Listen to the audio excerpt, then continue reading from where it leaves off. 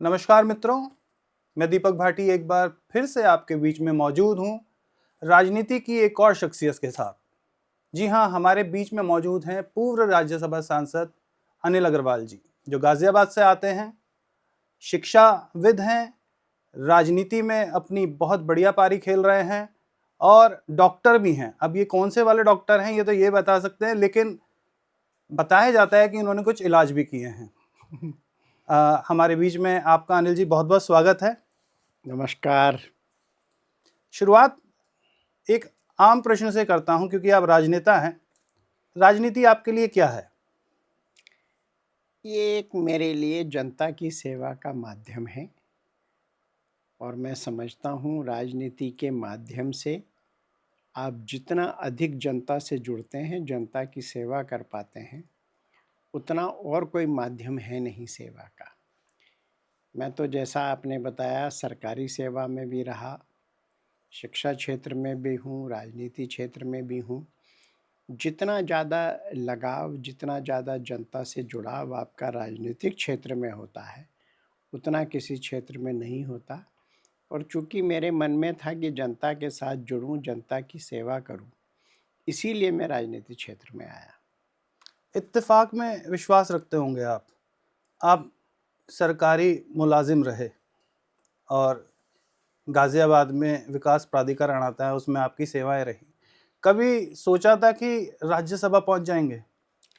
नहीं देखिए, मैंने इत्तेफ़ाक नहीं कहूँगा, मैंने बहुत प्लान करके 2004 में रिज़ाइन किया और ये निर्णय मेरे लिए मुश्किल था, मेरे मित्रों के लिए, मेरे शुभचिंतकों को भी लगता था। मैं गाज़ियाबाद विकास प्राधिकरण में एस्टेब्लिश्ड एक जो अथॉरिटी है, वहाँ से रिज़ाइन कर रहा हूँ और फिर मैंने शिक्षा के क्षेत्र में पदार्पण किया, फिर मैं राजनीतिक क्षेत्र में आया। मेरा मानना है कि जितना अधिक अनुभव होगा आपको विभिन्न क्षेत्रों का, उतना आप बेहतर राजनीति में सेवा जनता की कर पाएँगे। मतलब कि आप रिस्क भी लेते हैं, क्योंकि जितनी आप बात बता रहे हैं कि अचानक बीच में नौकरी छोड़ देना और नौकरी के क्षेत्र छोड़ने के बाद फिर राजनीति में आना और फिर राजनीति में आने के बाद पता नहीं है कि कहाँ जाएंगे। तो मतलब आप ये संदेश देंगे कि हाँ, राजनीति एक ऐसा क्षेत्र है जहाँ पे रिस्क लेके आगे बढ़ा जाता है। नहीं देखिए, रिस्क तो हर जगह है, लेकिन अगर आप राजनीति में कैलकुलेटेड या किसी भी क्षेत्र में आप कैलकुलेटेड अपनी कार्य व्यवस्था को रखते हैं, मैं रिस्क नहीं कहूँगा, कार्य व्यवस्था कहूँगा, तो उसमें निश्चित रूप से आप आगे बढ़ते हैं और जब आप अच्छा काम करते हैं, तो एक शाहरुख खान की फ़िल्म का डायलॉग है कि जब आप कोई अच्छा काम करते हैं, कुछ आप सोचते हैं, तो पूरी कायनात आपकी मदद करती है और मुझे लगता है मेरे साथ भी ऐसा ही हुआ। जब मैं राजनीतिक क्षेत्र में आया तो सबने मुझे साथ दिया और मैं राज्यसभा का सदस्य तक बना। आपने कहा कि जब आप मेहनत करते हैं तो पूरी कायनात आपके साथ लग जाती है। सुना है कि आपने लोकसभा का टिकट पाने के लिए, गाजियाबाद की लोकसभा का टिकट पाने के लिए बहुत मेहनत की, मगर पूरी कायनात तो अतुल गर्ग जी के साथ लग गई, सांसद वो बन गए। देखिए, मैं सर्वोच्च सदन का सदस्य रहा। सीधे राजनीति में आया और राज्यसभा का सदस्य बना, ये कम बड़ी बात नहीं। मैंने जैसे कहा, मैं राजनीति में आया जनता की सेवा करने के लिए। मैंने 6 साल जनता की सेवा की और मुझे संतोष है और जो जनता का प्यार मुझे मिला वो अद्भुत है। जहाँ तक गाज़ियाबाद लोकसभा की बात है, तो ये पार्टी तय करती है किसको क्या ज़िम्मेदारी दी जाए और मुझे लगता है पार्टी मेरा अन्यत्र कहीं उपयोग करना चाहेगी और मैं उसके लिए तैयार हूँ और पार्टी का निर्णय सर्वोपरि है मेरे लिए। नहीं, बड़ा माना जा रहा था कि आप जिस तरीके से तैयारी कर रहे थे, जिस तरीके से एक चर्चा थी कि हाँ, अब सीट जो है ठाकुर कोटे में नहीं जा रही है और इस सीट पर आप बड़ी लगातार मेहनत कर रहे थे, आप तमाम विधायकों के साथ लगातार बैठ रहे थे। फिर अचानक ऐसा क्या हुआ कि भंवरे ने खिलाया फूल और फूल को ले गया राजकुंवर? नहीं, ये गाना इस मामले में फिट नहीं बैठता है। मैंने पहले भी कहा, मैं जनता की सेवा के उद्देश्य से आया था और उस समय गाज़ियाबाद में स्थिति ये थी कि विधायक अलग चलते थे, माननीय सांसद अलग चलते थे। मैंने कोशिश करी सबको एक प्लेटफ़ॉर्म लाने की और मैं उसमें सफल भी रहा और मुझे संतोष है कि गाज़ियाबाद में मैं अपने कार्यकाल में गुटबाजी को काफ़ी समाप्त कर पाया। आप गुटबाजी को समाप्त करने की बात कह रहे हैं और आपने कहा कि आप सबको एक प्लेटफॉर्म पे लाए। एक समय आपके और जनरल साहब के संबंध बहुत अच्छे थे, बहुत नज़दीकी बताई जाती थी। कहीं सबको साथ में लाने के चक्कर में साहब से तो दूरियां नहीं हो गई आपकी? नहीं, मेरा आज भी उनसे बहुत स्नेह है और नव वर्ष पे मैंने उन्हें बधाई दी। उनका भी मेरे पास बधाई का संदेश आया। तो ये कई बार लोग को लगता है कि दूरियां हैं, लेकिन हमने दोनों ने संसद में एक साथ काम किया है और मेरा उनका रिश्ता बहुत मधुर था, है और रहेगा। नए साल पे तो आपने बधाई दी। एक और बधाई देने का क्षण आया था। वो राज्यपाल बने मिजोरम के। आप बधाई देने नहीं पहुंचे। मैंने उनको निश्चित रूप से बधाई दी। आप मेरा मोबाइल देख सकते हैं। मैंने उनको बधाई दी, उनका थैंक्स का मैसेज भी मुझे आया। अच्छा, बात जो है वो मतलब कि एसएमएस और उसके थ्रू हो गई, शब्द से शब्द नहीं टकराए। नहीं, उस दिन मैं था नहीं, अदरवाइज़ मैं ज़रूर उनके घर जाता। अच्छा, गाज़ियाबाद की वैश्य समाज की राजनीति की बात करें तो ये 3-4 चेहरों के आसपास घूमती है, जिसमें कि एक प्रमुख चेहरा आप भी हैं। और इस बात को साबित करने के लिए आपने अब से कुछ वर्ष पहले एक अंतर्राष्ट्रीय वैश्य सम्मेलन कराया था। उससे आपने बहुत बड़ा मैसेज देने की कोशिश की थी और बड़े-बड़े इसमें सरकार के पीयूष गोयल जी भी आए थे। एक उस टाइम पे एक चर्चा थी कि कुछ लोग थे जो समाज के ही, जो इस सम्मेलन को विफल करने की भी साजिश कर रहे थे। कुछ आपने ऐसा महसूस किया? क्योंकि ये चीज़ें देखी गई। देखिए, मैं जातिवादी राजनीति में बिल्कुल विश्वास नहीं करता हूँ और मेरे तो मित्र दूसरी जातियों से भी हैं, अपनी जाति से भी हैं। मेरा जो उस सम्मेलन को करने का उद्देश्य ये था कि गाज़ियाबाद में जो व्यापारिक समाज है, वो आगे आए और मैं उसमें सफल रहा। और जहाँ तक जो आपने कहा, वो तो हर अच्छे काम में कुछ ना कुछ लोग, जैसे होता है ना हमारे संस्कृति में माना जाता है काला टीका लगाना, तो काला टीका लगाया जाना भी आवश्यक है। तो ये चलता रहता है, इसकी चिंता करेंगे तो आप जीवन में कुछ नहीं कर पाएंगे। अच्छा, ये वो लोग तो नहीं है जो आज कुछ पदों पर भी हो सकते हैं? ऐसा है क्या? मुझे स्पेसिफिक कुछ नहीं कहना है, लेकिन ये सब चलता रहता है। ये आपको खट्टा मीठा टेस्ट आता है, उसी में आपको आनंद भी आता है। अच्छा, ये क्या कहते हैं कि अब आपकी पारी पूर्व वाली हो चुकी है, आप पूर्व राज्यसभा सदस्य हो गए हैं और वर्तमान में पार्टी का भी कोई ऐसा दायित्व हमें आपके पास नज़र नहीं आ रहा। तो इसे क्या माने कि कुछ वीआरएस की ओर राजनीति आपकी जा रही है या कुछ भविष्य में कोई बड़ा धमाका होने की उम्मीद है? मैंने कहा ना, मुझे क्या करना है, मेरी क्या भूमिका है, ये मेरी पार्टी तय करेगी।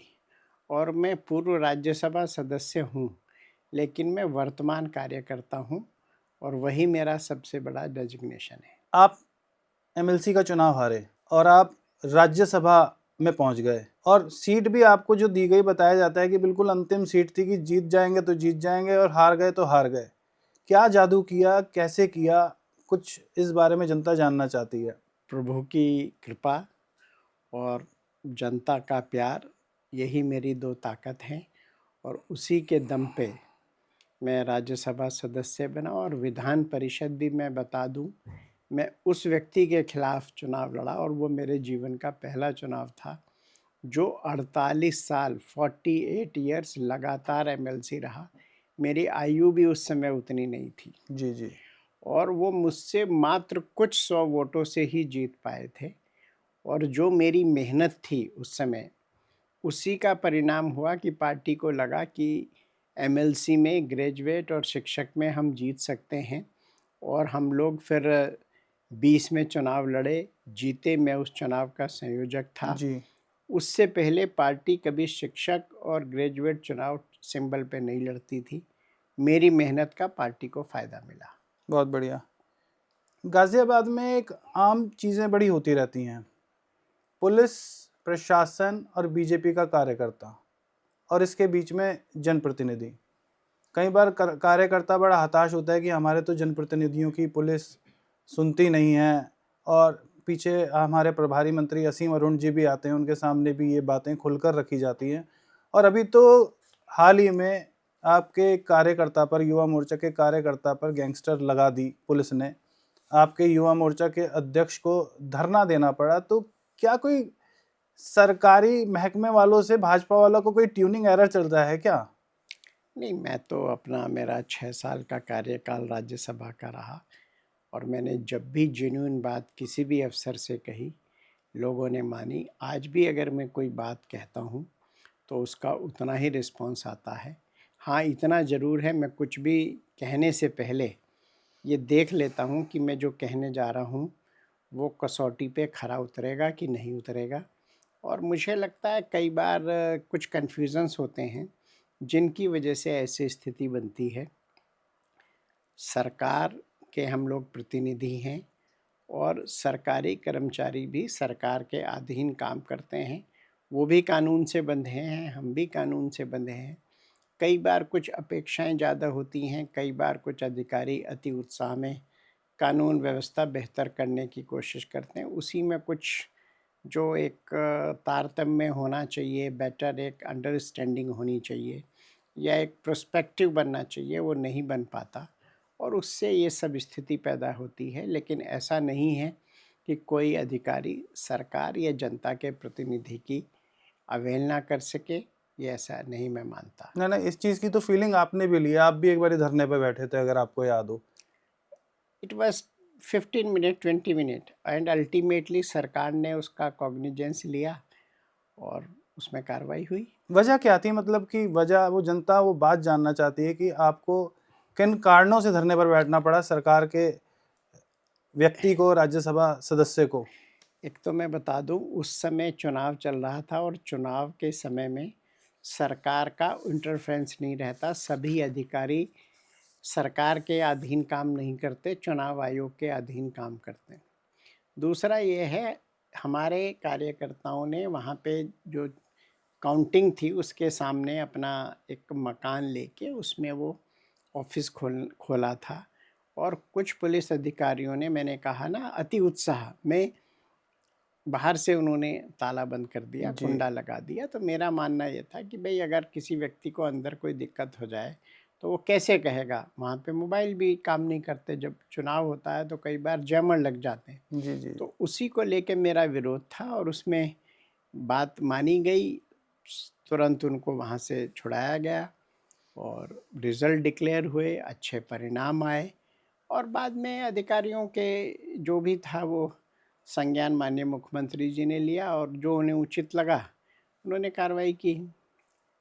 एज ए राज्यसभा सांसद, आपको इस बात की संतुष्टि है कि आपने पूरी अपनी निधि खर्च की है? बिल्कुल, और अच्छी जगह मैंने खर्च की है।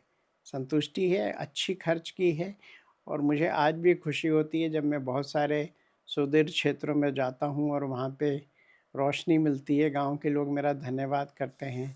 बहुत सारे शिक्षण संस्थाओं में मैंने निधि दी है, बहुत सारी सड़कें मैंने बनवाई हैं, तो डिफरेंट कुछ जगह हैंड पंप्स भी लगवाए हैं। तो मुझे संतोष है और मैंने अपनी पूरी निधि खर्च की है और अच्छी जगह खर्च की है। उस अच्छी जगह में कहीं थोड़ा बहुत गाजियाबाद भी आता है? बहुत, मेरे ख्याल से 95%। जैसे एनडीआरएफ कैंपस है, जी। इतना बड़ा कैंपस है, एनडीआरएफ के जवान, एनडीआरएफ के अफसर हर आपदा में जनता की सेवा करते हैं। उनके कमांडेंट मुझे मिले और उन्होंने बताया कि वो क्षेत्र इतना बड़ा कैंपस है, वहाँ कई बार तेंदुए के भी अटैक का डर रहता है। मैंने जी। वहाँ पे 12 हाई मास्ट लाइट लगवाई जी। और कलेक्ट्रेट में मैंने जो सभागार है उसको बेहतर किया। तो मैंने बहुत सारा काम गाज़ियाबाद में किया, अधिकांश काम गाज़ियाबाद में किया।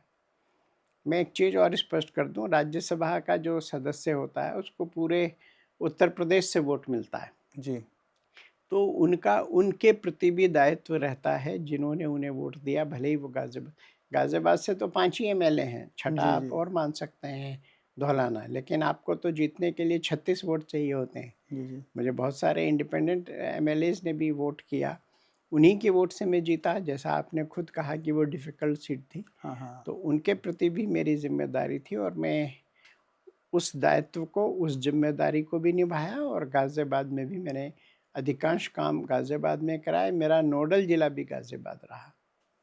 आप कई बार अपनी बातों को बेबाकी से रख देते हैं, और गाज़ियाबाद के मैं क्रॉसिंग एरिया की बात करता हूँ। जो NH9 है, उसका एक कट बंद था। जी। उसका श्रेय आपने लिया था कि उसको खुलवाने में आपकी भूमिका रही, आपने लेटर किए, लिखे, लेकिन मौके पे जनरल साहब गए। मुझे संतोष है, चाहे मैंने किया, चाहे जनरल साहब ने किया, गाज़ियाबाद की जनता को वो सुविधा मिली और आज लोग उसका बखूबी यूज़ कर रहे हैं। मैं श्रेय लेने की मुझे कोई आवश्यकता नहीं है, जी, जी। बट वो काम हुआ जो शुरुआत मैंने नहीं, की नहीं, थी। आपने शुरुआत की थी। आप इस बात को तो मानते हैं ना कि आपने शुरुआत की थी उसके हाँ, लिए? हाँ। मैंने बहुत से ऐसे काम किए जो मुझे करने चाहिए थे। अब हुँ, जैसे हुँ। मैं एक चीज़ और बताऊँ, उसका गाज़ियाबाद से कनेक्शन है भी और नहीं। हुँ, हुँ। अगर आप देखेंगे, ईस्टर्न पेरिफेरल ऊपर से निकलता है और नीचे से नोएडा आगरा एक्सप्रेसवे जाता है। जी, कनेक्टिविटी नहीं थी। नहीं। मैंने लिखा पढ़ी की, माननीय मुख्यमंत्री जी से मिला, चीफ सेक्रेटरी को पूरा बताया और मुझे अब अच्छा लग रहा है कि उस पे काम शुरू हो गया। तो अब जैसे गाज़ियाबाद से किसी को लखनऊ जाना है, तो उसको नोएडा, ग्रेटर नोएडा, परी चौक नहीं जाना होगा। ईस्टर्न पेरिफेरल पे चढ़ेगा और सीधे एक्सप्रेसवे पे उतर जाएगा। कम से कम 45 मिनट का समय बचेगा। तो मैंने ऐसे बहुत सारे काम किए। तो कुछ पत्राचार हिंडन एयरपोर्ट के लिए भी लिख कर दो, हिंडन के लिए लखनऊ के लिए फ्लाइट उड़ने लगे। आपको मैं एक अच्छी सूचना दे दूं जी। कि हिंडन पे जो बैरियर था वो दूर हो चुका है और यहाँ से कई सारी फ्लाइट्स बहुत जल्दी, मुझे लगता है आने वाले 3 महीने में आपको हिंडन से मिलनी शुरू हो जाएंगी। 10 साल का जनरल साहब का कार्यकाल रहा। क्या इस बात को आप स्वीकार करेंगे कि उनके कार्यकाल में अभूतपूर्व विकास हुए? भारतीय जनता पार्टी के कार्यकाल में अभूतपूर्व विकास हुए हैं, इसमें कोई शक ही नहीं है।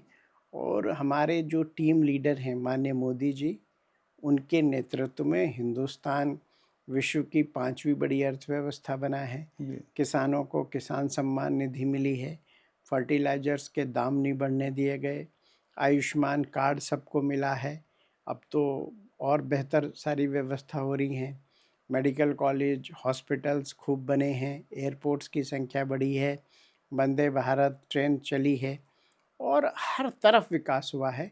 आज पूरी दुनिया में भारत का एक डंका बज रहा है और माननीय मोदी जी को, जो भारत के यशस्वी लोकप्रिय प्रधानमंत्री हैं, उनकी ओर पूरा विश्व एक बहुत आस के साथ देख रहा है कि वो एक ऐसे नेता हैं जी। जो दुनिया को प्रॉब्लम से बचाने का काम करते हैं। नगर निगम चुनाव से पहले एक रोचक घटना हुई। रोचक घटना ये थी कि पार्षदों के टिकट बंटने का सिलसिला शुरू होने वाला था, और जनप्रतिनिधियों को ये चिंता सताई कि जनप्रतिनिधियों के जो परिवार के लोग हैं, वो टिकट के अंदर दखल ना करें, कोई उसमें अपनी ऐसी भूमिका ना निभाएं जिससे कि किसी कार्यकर्ता का नुकसान हो। और इसके बाद आप सभी जनप्रतिनिधि, जिसमें अतुल जी उस टाइम पे विधायक थे, अजीत भाई और संजीव शर्मा, आप सब दिनेश गोयल जो MLC उनके कॉलेज में पहुंचे। वहाँ पर आपके द्वारा ये कुछ विचार भी प्रकट किए गए और उसके बाद कुछ लेटर पर साइन कराए गए। और जब वो मीटिंग ख़त्म हुई, उसके बाद MLC दिनेश गोयल के 2 लेटर सामने आए जिसमें डायरेक्ट उन्होंने आपको टारगेट पर लिया। तो ये क्या घटना थी और इस घटना को लेकर क्या कहना आपका? दिनेश भाई ने मुझे चाय पे आमंत्रित किया।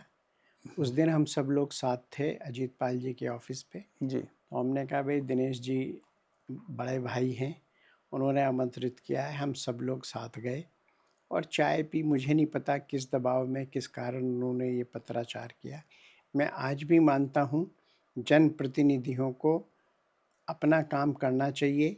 भारतीय जनता पार्टी परिवारवाद के बहुत खिलाफ है, जी। तो परिवार को इंटरफेयर नहीं करना चाहिए। मैं आज भी अपनी बात पे कायम हूँ।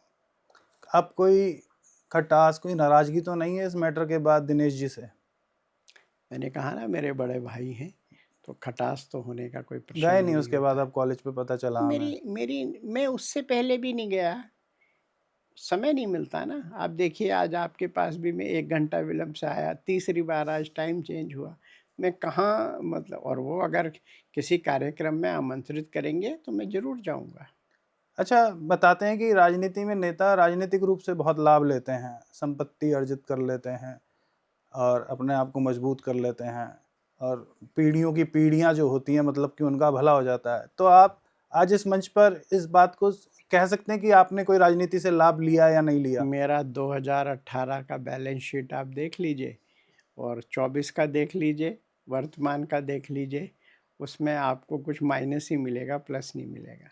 अच्छा, पार्टी एक आपके सामने ये इच्छा रखे कि हम आपको लोकसभा चुनाव लड़ाना चाहते हैं और सीट जो है हमने आप पे छोड़ दी कि आप तय कर लो कौन सी सीट पे आप लड़ना चाहोगे।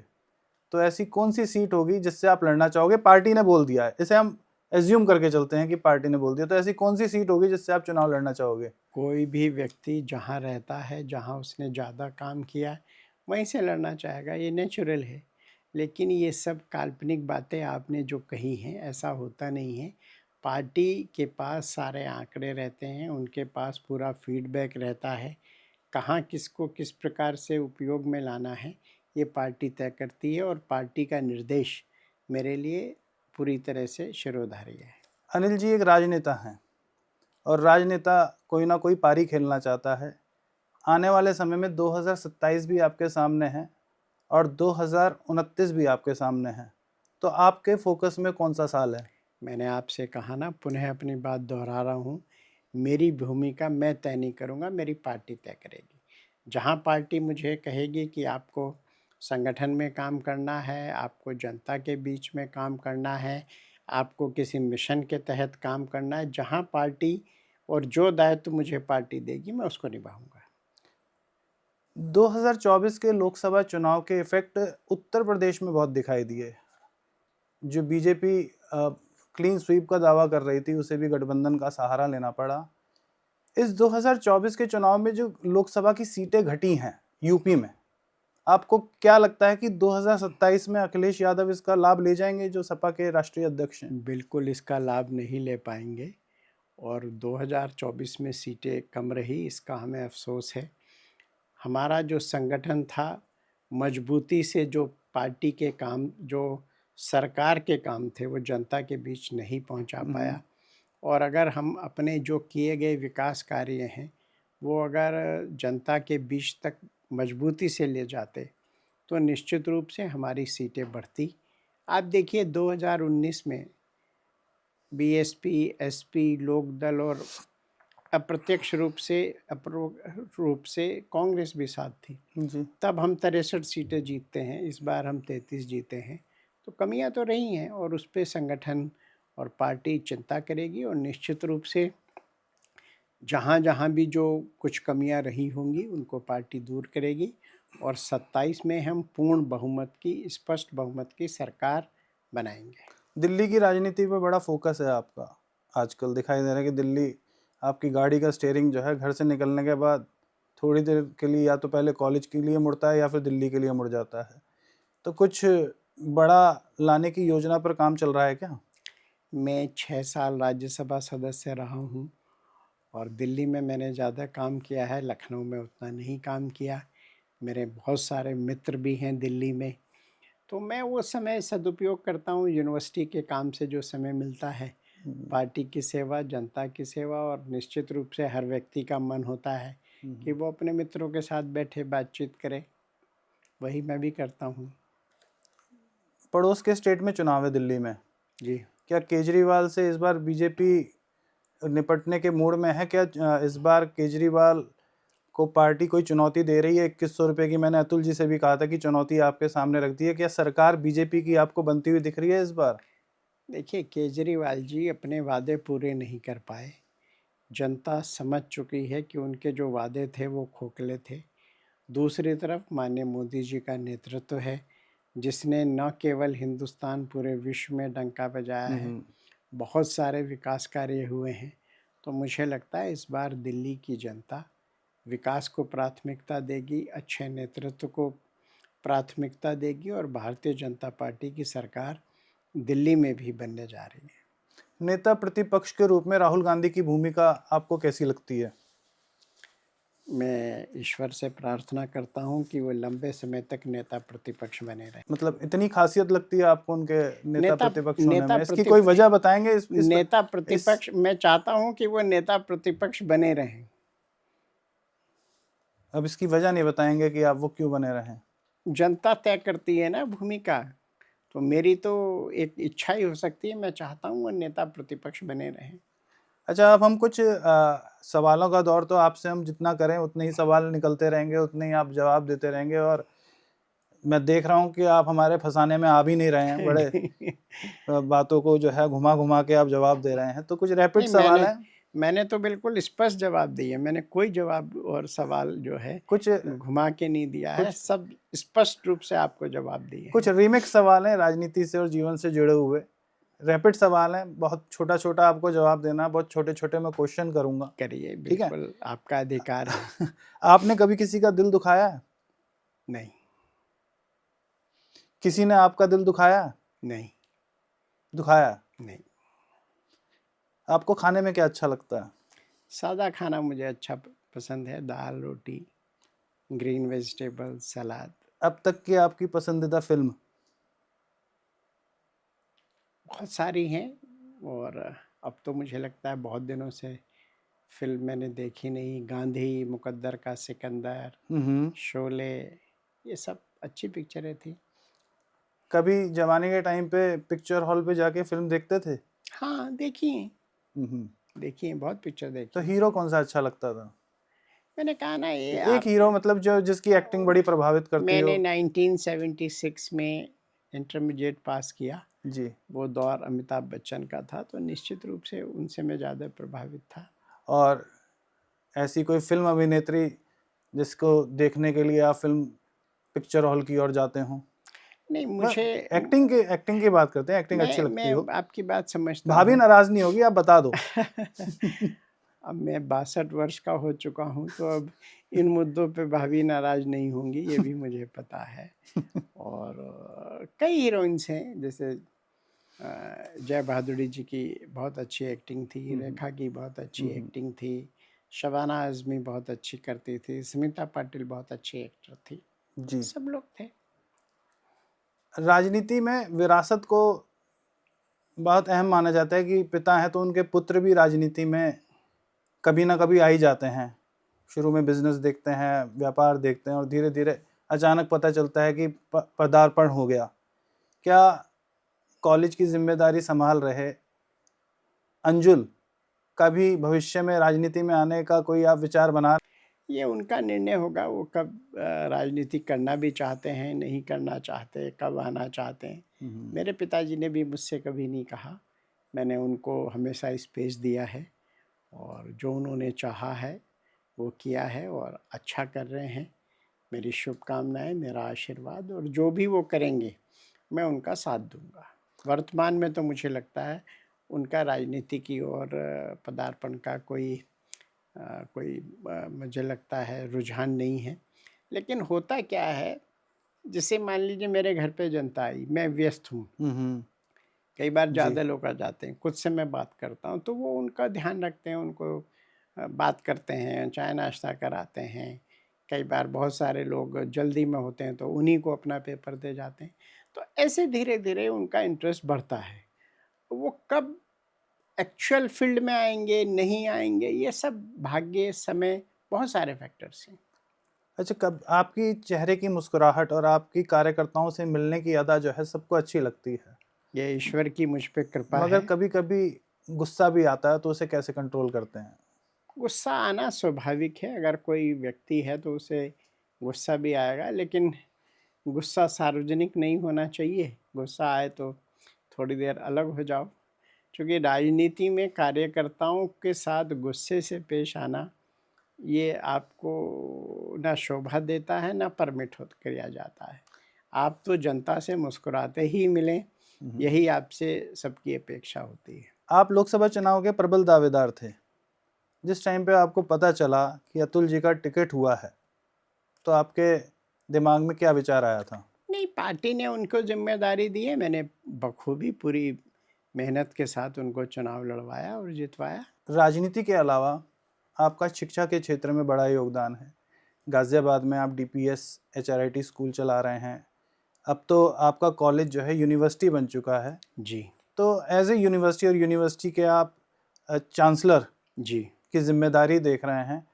तो एचआरआईटी के यूनिवर्सिटी बनने से अब गाज़ियाबाद और आसपास के बच्चों को इसका क्या लाभ मिलने वाला है, जो करियर की दिशा में एक अच्छे पैकेज की दिशा में आगे बढ़ रहे हैं और तमाम इस टाइम पे यूनिवर्सिटीज़ हैं, कॉलेज हैं, तो एचआरआईटी एक माइलस्टोन कैसे बनेगा बच्चों के लिए? देखिए, एक तो सबसे बड़ा अंतर आया, यूनिवर्सिटी बनने के बाद हमने बहुत सारे नए कोर्सेज शुरू किए।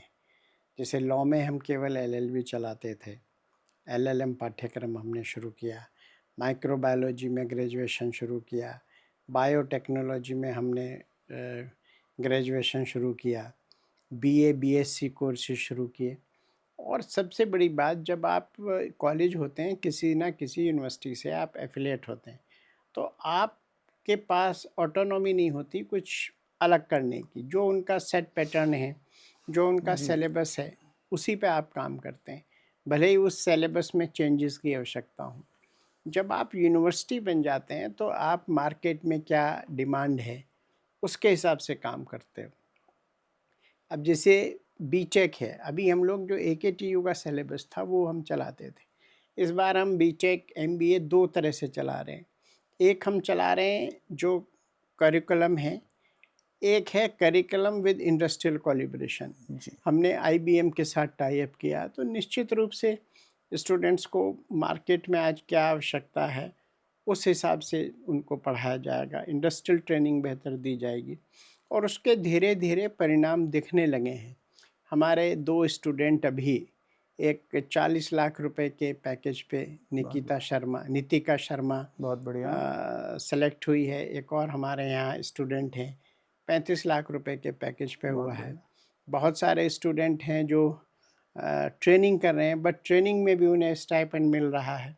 जी, तो ये बेहतर की ओर हम लोग बढ़ रहे हैं और मुझे निश्चित रूप से पूर्ण विश्वास है कि हमारी फैकल्टी और हमारे स्टूडेंट के संयुक्त प्रयास से, जी, मैनेजमेंट के प्रयास से हम अपने स्टूडेंट्स को बेहतर प्लेसमेंट दे पाएंगे, गाजियाबाद के स्टूडेंट्स के लिए एक बेहतर विकल्प दे पाएंगे एचआरआईटी यूनिवर्सिटी के रूप में। और वो धीरे धीरे चीज़ें हो रही हैं और उनको, जैसे मैंने कहा कि स्टूडेंट्स का पैकेज बेहतर होने लगा है, जी, जी। तो वो सारी चीज़ें हो रही हैं और गाज़ियाबाद के लिए निश्चित रूप से ये एक अच्छा एक होगा कि हम एचआरआईटी यूनिवर्सिटी बखूबी काम कर रही है।